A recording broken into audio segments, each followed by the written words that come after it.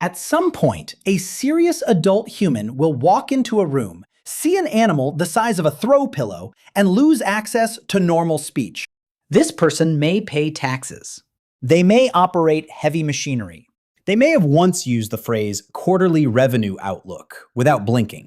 And yet, confronted with a dog sitting slightly weird, they become a squeaky village idiot. Who is the little bean?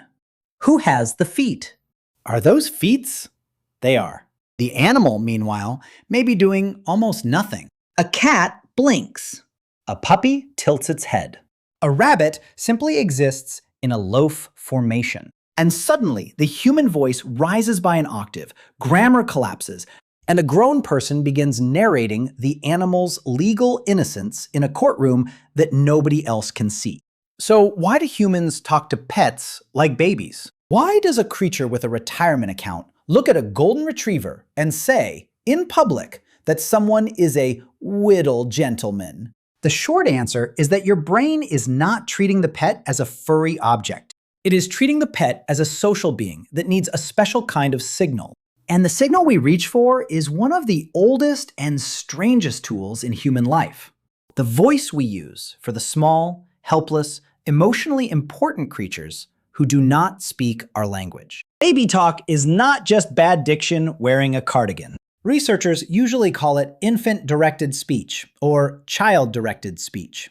It tends to be higher-pitched, slower, more melodic, more repetitive, and more emotionally exaggerated than ordinary adult speech.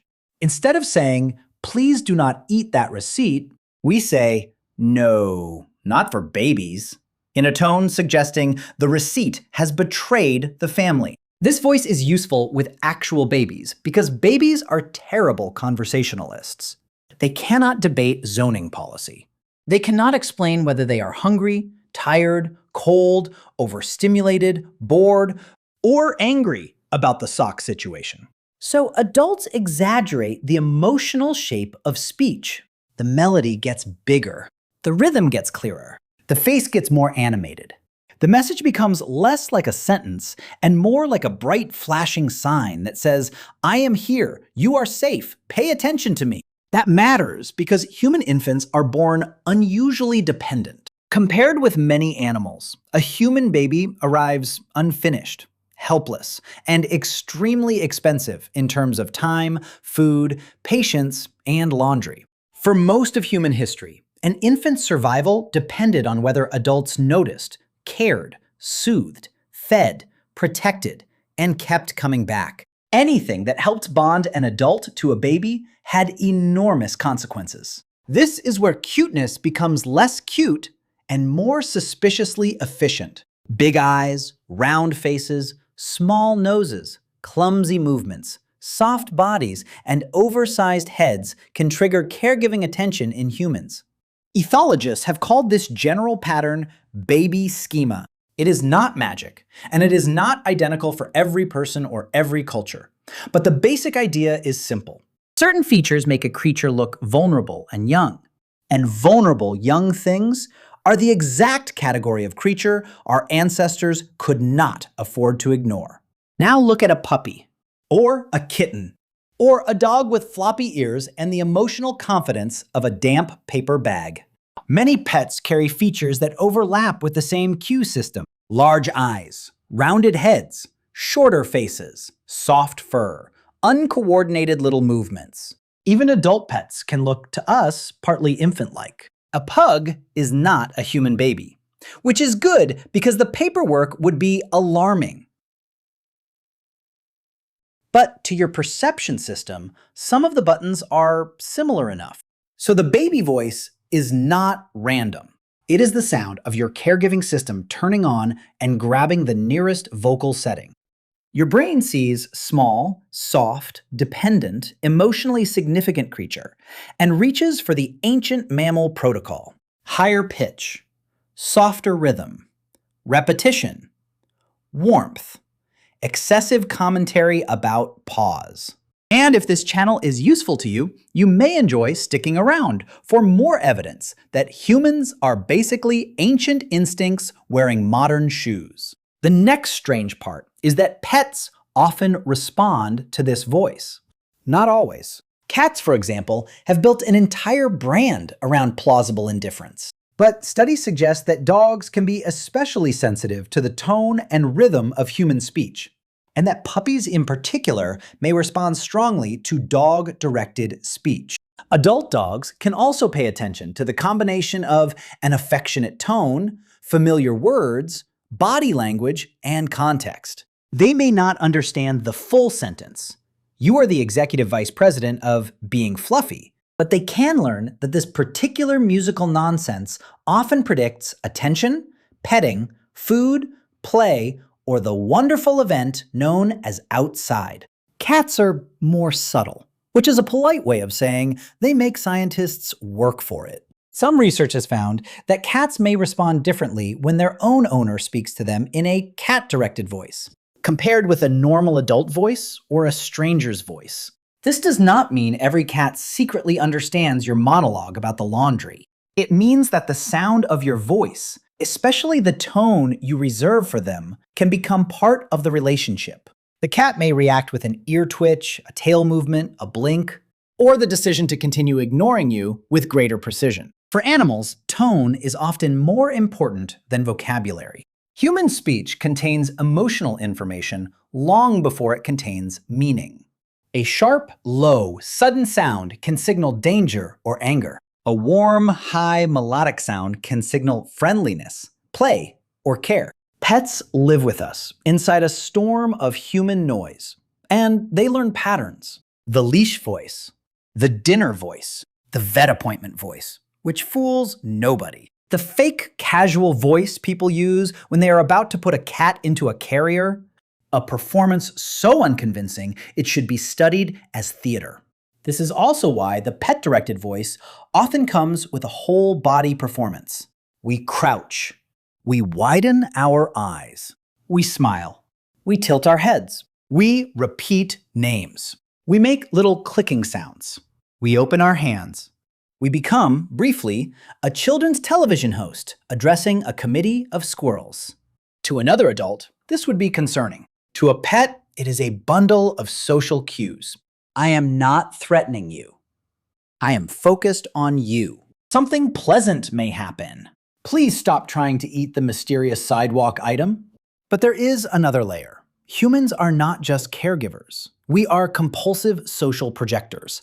We automatically read minds into things. We see a dog's guilty face and imagine remorse, even when the dog may mostly be reacting to our anger. We see a cat knock an object off a table and assign motives that sound like a small aristocrat plotting regime change. We give cars personalities, name houseplants, apologize to furniture after bumping into it, and feel betrayed by a printer. This is not because we are foolish. It is because human survival has always depended on tracking agents. Who is friendly? Who is angry? Who knows what? Who saw me take the last berry? A brain that quickly detects intention in other beings is useful in a social species. It may also occasionally detect intention in a Roomba. Evolution is not a perfectionist. It is more of a nervous intern with a deadline. Pets fit perfectly into this system because they are genuinely social enough to interact with us, but different enough that we must fill in the gaps. They look at us, they follow us, they react to routines.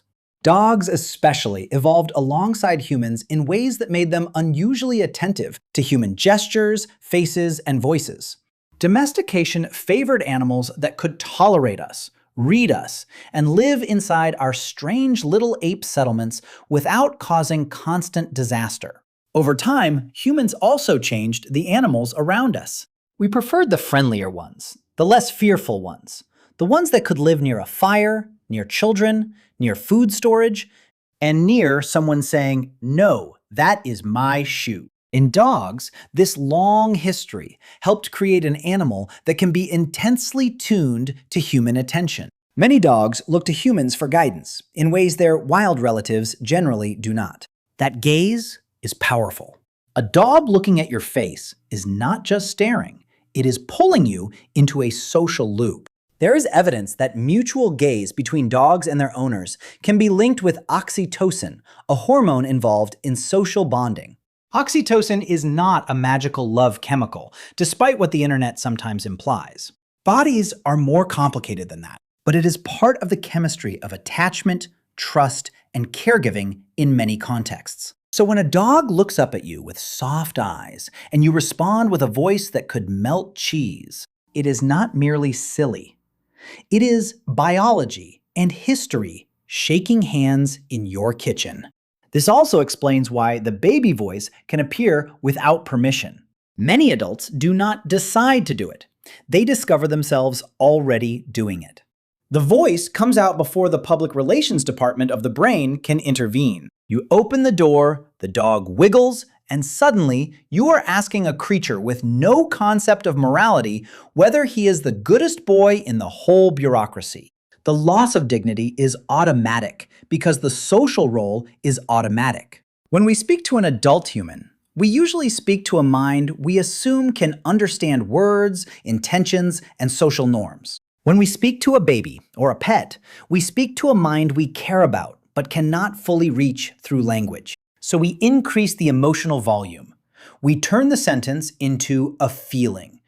That is why pet talk often sounds less like information and more like bonding. We are not always trying to communicate facts. The dog does not need a detailed policy briefing on being handsome. The cat does not require verbal confirmation that she is a tiny queen with questionable ethics. The point is not the literal content. The point is contact, attention, affection, a small ritual that says, you are part of my group. And group membership is a very old human obsession. Our ancestors survived in relationships, families, bands, alliances, caregiving networks. To be included was safety. To be excluded was danger. So humans have countless little rituals for maintaining bonds. Greetings, nicknames, shared jokes. Grooming, once literal, now often replaced by texting someone a picture of a raccoon. Pet-directed speech is part of that same family of behaviors. It is social grooming made out of sound. In modern life, pets occupy a bizarre category. They are not human, but they live in our homes. They do not speak, but we talk to them constantly. They are legally property, emotionally family, biologically another species, and behaviorally a roommate who drinks from the toilet. No wonder our brains reach for an unusual voice. The relationship itself is unusual. The baby voice solves a social problem. How do you express tenderness to a nonverbal companion? How do you invite attention without threatening? How do you make care audible? How do you tell a creature, in the simplest emotional language available, that it belongs with you? So the next time you hear yourself asking a cat whether she is just a little soup goblin, do not be too embarrassed.